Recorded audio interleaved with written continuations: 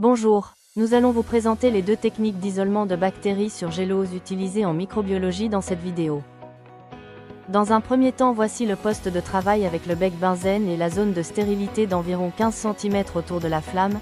Il sera donc primordial de ne pas quitter cette zone lors de la manipulation, au risque de contaminer vos isolements.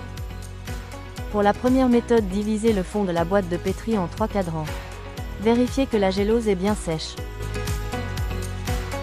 Pour la deuxième méthode, divisez au fond, à l'extrémité de la boîte en 3 parties. Avant cela, vérifiez que la glose est bien sèche. Avant de continuer, il est important de ne pas oublier de se laver les mains et de nettoyer la paillasse avec le désinfectant prévu à cet effet. Comme vous pouvez le voir, le manipulateur utilise un vortex pour homogénéiser la suspension de bactéries. C'est une étape critique qui, en cas d'oubli, peut faire échouer la manipulation. Ensuite, on flambe l'anse de platine pour éviter des contaminations. Là, le manipulateur utilise l'auriculaire de sa main opposée qui tient le tube, pour retirer le bouchon vissé. Il flambe ensuite le bord du tube avant de plonger sa anse de platine dans la suspension.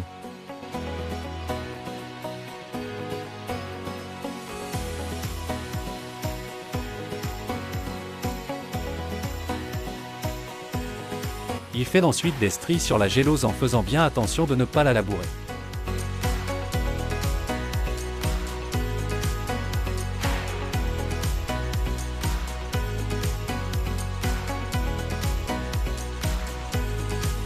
Voici la deuxième méthode.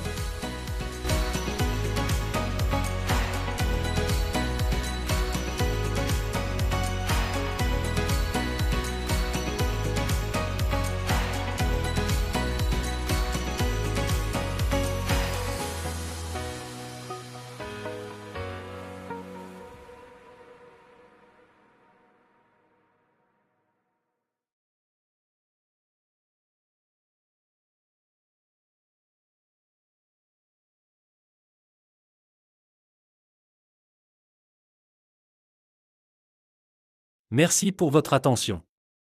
J'espère que ces informations vous auront été utiles.